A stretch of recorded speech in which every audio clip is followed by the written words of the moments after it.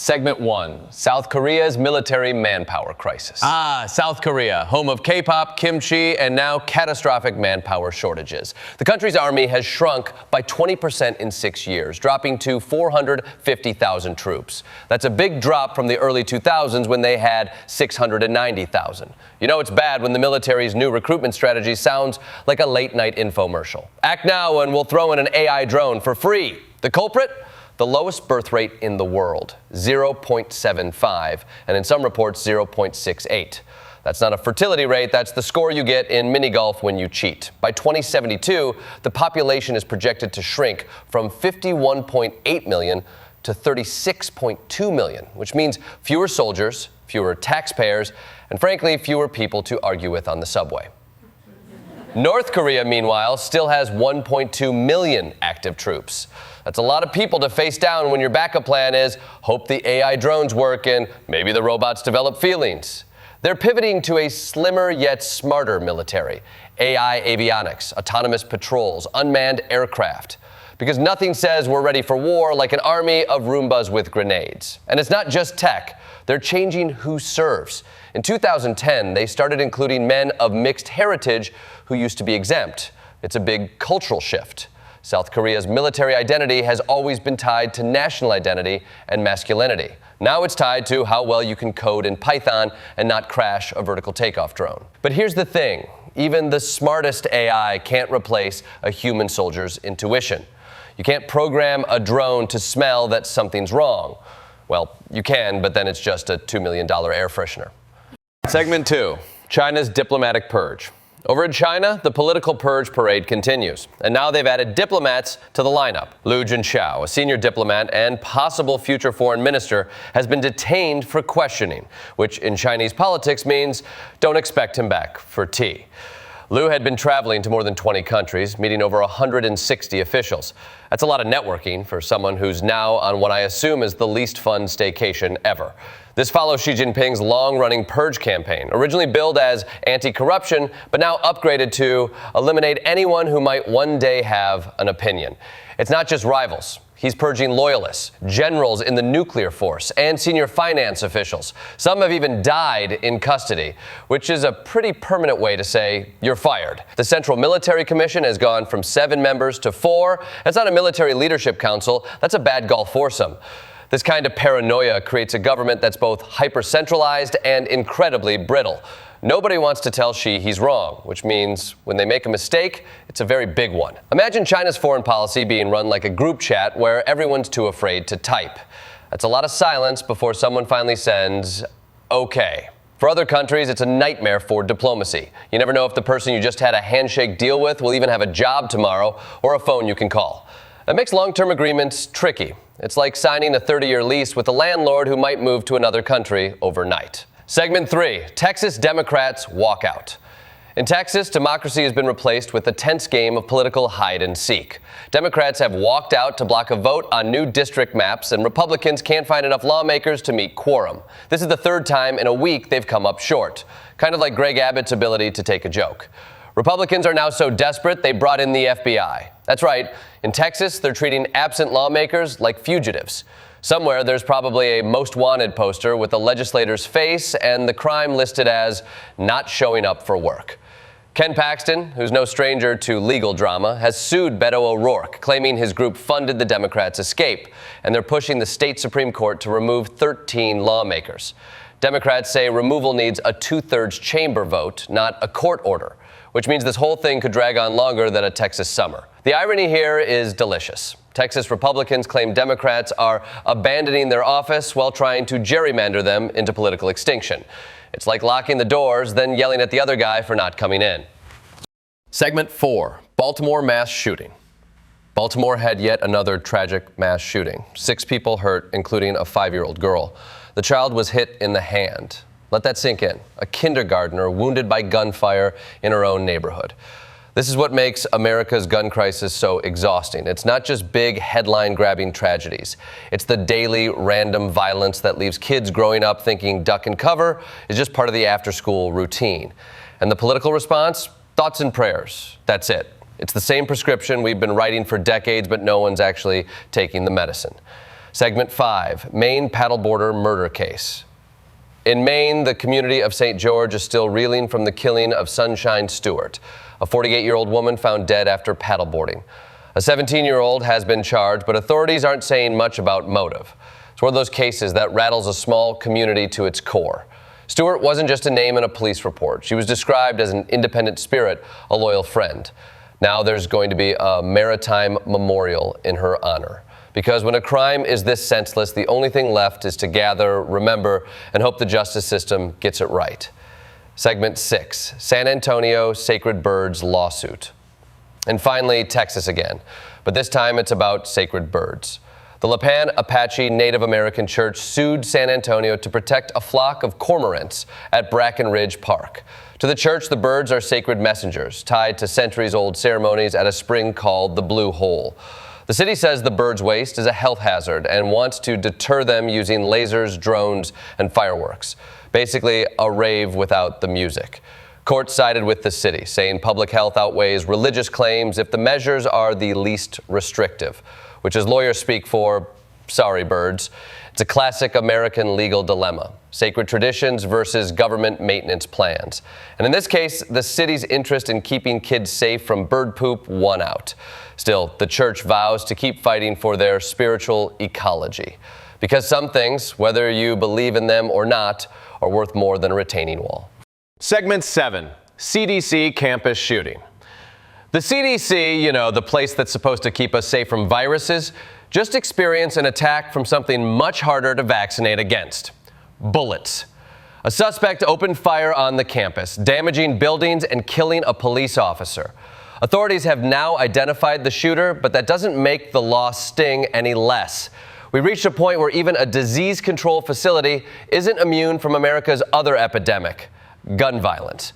And the irony is brutal. You can develop a vaccine in record time, but you can't develop political courage to pass legislation that might keep bullets out of federal buildings. The best we can do is hold another press conference and add another lessons learned binder to a shelf no one reads. Segment 8, heat alerts and wildfires. Out west, Mother Nature is playing a very unfun game of how crispy can we get? Over 40 million Americans are under heat alerts, and wildfires are sprouting faster than conspiracy theories on Facebook. We've got flames in multiple states, drought conditions worsening, and politicians still talking about clean coal like it's going to be the hero in this story. Here's a thought: maybe, just maybe, when the weather is this apocalyptic, we should stop subsidizing the industries that set the thermostat to hell in the first place. Segment 9, Times Square shooting. Times Square, the crossroads of the world, has seen it all. Broadway magic, overpriced hot dogs, and now another gunfight. 3 people were shot after a teenager decided to reenact an action movie in real life. It's almost cliche at this point. A public space full of people, someone gets mad or scared or just feels like it, and suddenly strangers are bleeding in the middle of a tourist hotspot. Somewhere, a news anchor is dusting off the same shocked but not surprised line they've used 100 times. Segment 10, SpaceX Crew 10 returns. Finally, some good news. SpaceX's Crew 10 splashed down off California after 5 months on the International Space Station. The astronauts came back with valuable research, beautiful photos of Earth, and a renewed appreciation for showers that don't require suction hoses. It's one of those moments that makes you feel good about human achievement. And then you remember that back on Earth, lawmakers can't agree on what day to vote. We can dock a spaceship traveling 17,000 miles an hour, but we can't fix a quorum in Texas. Segment 11, first female MLB umpire. Major League Baseball finally joined the 21st century by hiring its first female umpire. It only took, checks notes, 150 years. Sports purists will say it's about time. Misogynists will say, but what if she misses a call? As if male umpires haven't been making bad calls since Adra Doubleday allegedly invented the game. The truth is, she's there because she's good at her job. And the only people mad about it are the ones who still think girls have cooties. Segment 12, World War II veterans reunion. And here's the kind of story that makes you tear up. 2 World War II veterans had an unexpected reunion after decades apart. They survived the same war, built lives, and somehow crossed paths again in 2025. It's a reminder that Sometimes history doesn't just live in books. It lives in people who are still here to tell it. And it's also a reminder that if you live long enough, there's a decent chance you'll run into someone you thought you'd never see again. Hopefully at a coffee shop, not a small claims court. Segment 13, U.S. preps for high-stakes Putin summit.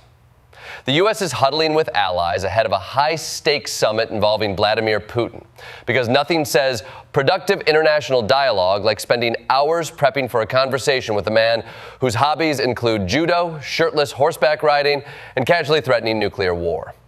Diplomats will tell you the goal is to keep things measured and strategic. Translation, we're hoping Putin doesn't get bored and invade something mid-meeting.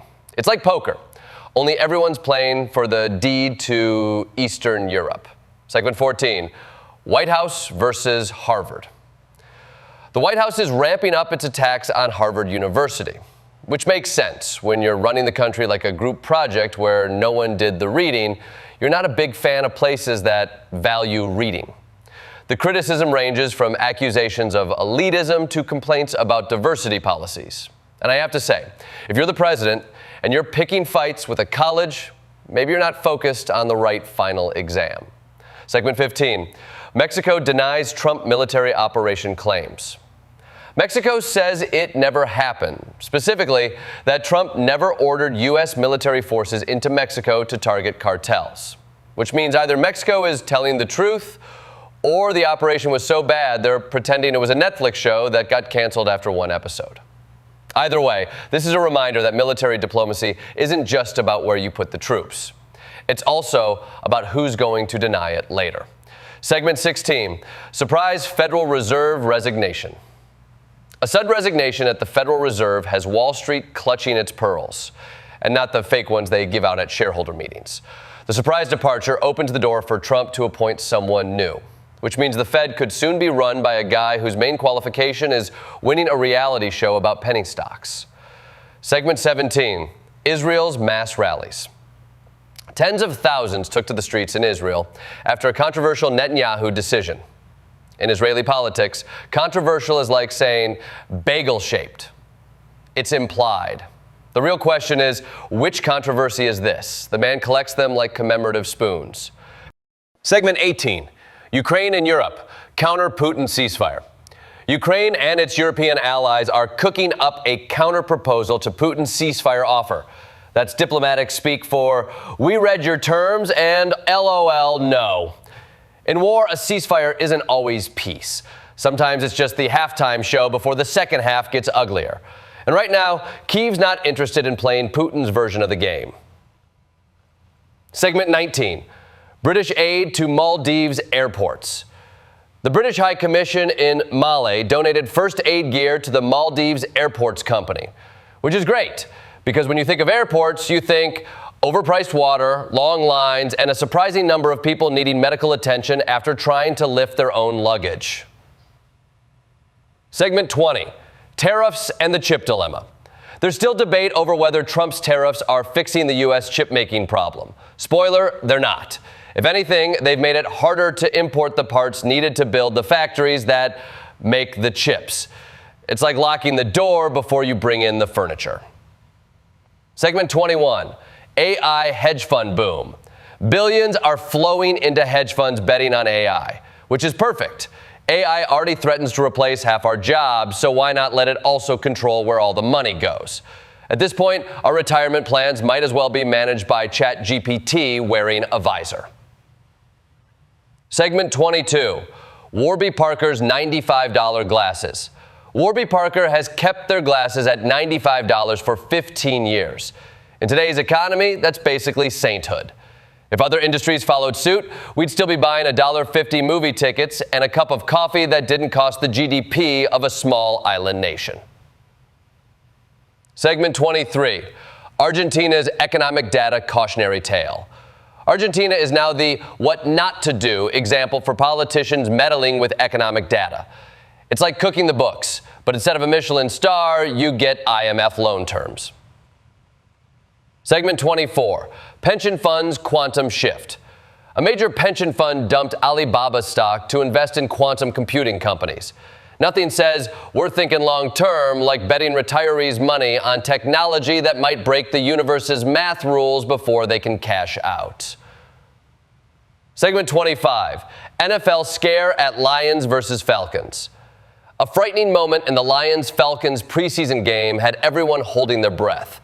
Thankfully, it's preseason, so at least the injury didn't affect anyone's fantasy team. Yet. Segment 26, Packers camp updates. From Josh Jacobs to Jordan Love, the Packers camp is buzzing. Everyone's in peak optimism mode, which in football is the sweet spot between we could win it all and why is our quarterback limping in week 2?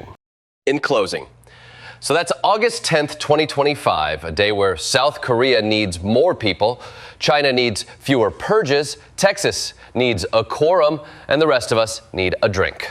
We're living in an age where the news reads like a mixed bag of apocalyptic warnings, legal dramas, and all moments that make you forget for 30 seconds that the world's on fire. See you tomorrow if we're all still here.